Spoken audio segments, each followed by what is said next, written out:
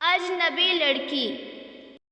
घर के बाहर एक लड़की रोज आती थी। वो मेरे पति का नाम भी जानती थी। मेरे पति से मैंने पूछा तो वो गुस्सा हो गए। जब वो अस्पताल में मिली तब। मैं श्वेता हूँ। मैंने और राहुल ने 1 साल की डेटिंग के बाद शादी की है। शादी में हमारे कुछ खास दोस्त और पेरेंट्स ही आए थे। राहुल ऐसा ही चाहते थे। वो चाहते थे कि शादी शॉर्ट और सिंपल ही रहे। हम लोग यहाँ बड़े शहर में काम करते हैं। राहुल के माता पिता गांव में ही रहते हैं। राहुल ज़्यादा गांव जाते नहीं। जब कभी मम्मी पापा को मिलना होता है तो वो हमें शहर में आकर ही मिल लेते हैं। हमने एक छोटा सा घर भी यहाँ अभी लोन पर लिया है। शादी के चलते मैंने अभी नौकरी छोड़ रखी है। हमारा घर रोड के साइड में ही है। खिड़कियों से रोड दिखाई देती है। हमारे किचन की खिड़की से भी रोड दिखाई देती है। राहुल का ऑफिस का टाइम सुबह 9 बजे का है। सुबह मैं राहुल के लिए खाना बनाती हूँ। मेरी नज़र खिड़की के बाहर गई। रोड के दूसरी तरफ एक लड़की, ज़्यादा उम्र की नहीं थी, 26 की होंगी, हमारे घर की तरफ देखती रहती थी। पहले दिन मैंने सोचा कि कोई होंगी, लेकिन वो 3 से 4 दिन लगातार आती मुझे दिखाई दी। मेरे मन में सोचा कि जाकर उससे बात करूं। शायद किसी और का घर समझकर हमारे घर की ओर देखती रहती होंगी। सुबह राहुल सोए थे। वो फिर वहीं दूर खड़ी दिखाई दी और हमारे घर की ओर देख रही थी। इस बार मैं बाहर गई। उसने आते मुझे अपनी ओर देखा और घबरा गई। मैंने उसे पूछा, क्यों, आपको क्या परेशानी है? आप किसे ढूंढ रही हैं? वो घबराई हुई बोली, राहुल यहीं रहता है। मैंने बोला, हाँ। आप कैसे जानती हैं? वो इतना सुनकर घबरा कर चली गई। मैंने पीछे से उसे आवाज़ दी पर उसने सुना नहीं। मैं अपने घर में वापस आ गई। मेरे आने पर राहुल उठ गए थे। पूछा, कहाँ गई थी? मैंने बोला, पता नहीं, एक लड़की है, वो हमारे घर की तरफ देखती रहती है और मैंने जब जाकर उससे पूछा तो तुम्हारा नाम भी जानती है। तुम किसी गोरी सी सुंदर लड़की को जानते हो? राहुल ये सुनकर भड़क गए। बोले, पागल हो क्या? कोई कुछ भी बोलेगा और तुम मान लोगी क्या? लेकिन यह सुनने के बाद राहुल के चेहरे का रंग ज़रूर उड़ गया था। मेरे भी दिमाग में कुछ कुछ चलने लगा। राहुल जब शाम को आए तब मैंने इस विषय में कोई बात नहीं की। अगले दिन मैं सुबह उठी तो राहुल पहले से उठ गए थे। मैं किचन में गई तो किचन की खिड़की लगी हुई थी और बड़ी मुश्किल से खोलने पर खुलती थी। मैं कोशिश कर रही थी लेकिन ऊपर वाली कुंडी मुझसे नहीं खुली। मैं हमेशा नीचे की कुंडी से खिड़की लगाती थी, लेकिन आज खिड़की की ऊपर वाली कुंडी भी लगी थी। मैंने कैसे भी कुंडी खोली और खिड़की खोली तो मैं देखकर हैरान रह गई। राहुल उस लड़की से वहां जाकर उससे बात कर रहे थे।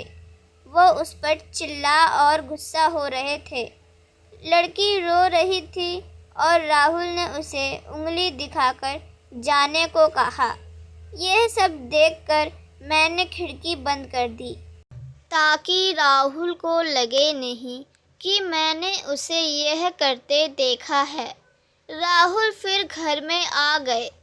मैंने ऐसे जताया जैसे कि मैंने कुछ देखा ही नहीं है। अब मुझे ना जाने कैसे कैसे ख्याल आने लगे। राहुल मुझसे क्या छिपा रहा है? मैंने राहुल से शादी करके कोई गलती तो नहीं कर दी? आखिर वो लड़की कौन है और राहुल उस पर इतना गुस्सा क्यों हो रहे थे? राहुल के जाने के बाद मैंने राहुल के सारे दोस्तों को जिन्हें मैं भी जानती थी, उन्हें फ़ोन किया, लेकिन किसी को भी उस लड़की के बारे में नहीं पता था। मेरी समझ नहीं आ रहा था कि क्या हो रहा है। राहुल से पूछना चाहती थी, लेकिन मुझे पता था कि वो झूठ ही बोलेगा। उसके बाद मैंने उस लड़की को घर के आसपास नहीं देखा। यह सब सोचते सोचते मेरी तबीयत बिगड़ने लगी। राहुल मुझे बोलता था कि क्या हुआ, अपना ख्याल रखो, डॉक्टर के पास जाओ, लेकिन अब मुझे उसकी बातें बिल्कुल अच्छी नहीं लग रही थी। एक दिन जब मेरी हालत ज़्यादा ख़राब हुई तो मैं ऑटो लेकर पास के बड़े अस्पताल गई। डॉक्टर से अपनी दवाई लेने के बाद मैं अस्पताल के पार्क में बैठी थी। अस्पताल में मुझे वो लड़की फिर दिखाई दी। उसे देखते ही जैसे मेरी बीमारी पता नहीं कहाँ भाग गई। मैं उसके पास तेज चलकर गई और उसका हाथ पकड़ लिया और उसे बोला, तूने मेरी ज़िंदगी में उथल पुथल मचा दिया। बोल, उस दिन क्या बात कर रहा था राहुल तुझसे?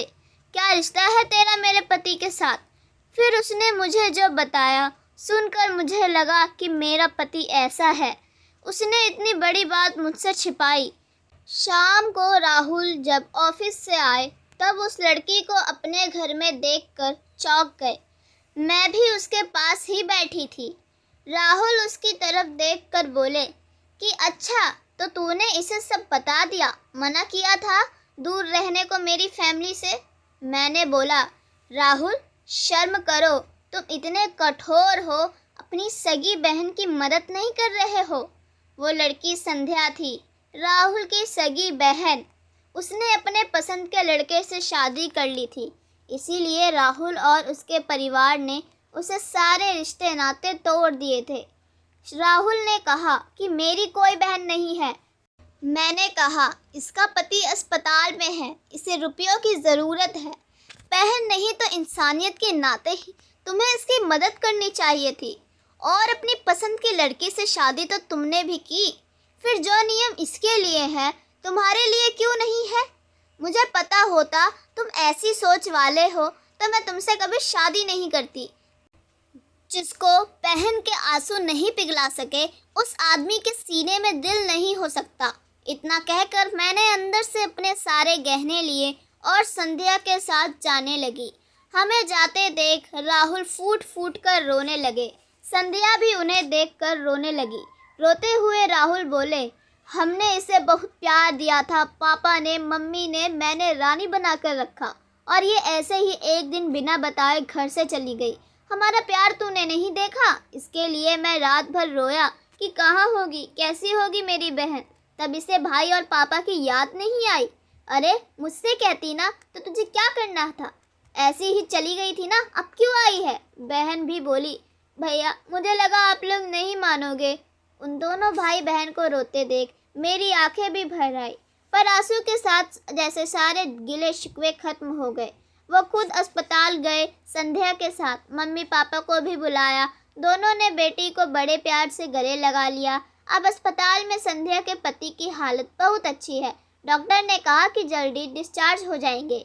राहुल की आंखों में मुझे एक अलग सुकून अब देखने मिल रहा है। राहुल ने संध्या को कहा, अब कुछ करेगी तो माफ़ नहीं करूँगा, हमेशा मेरी प्यारी बहन बन के रहना।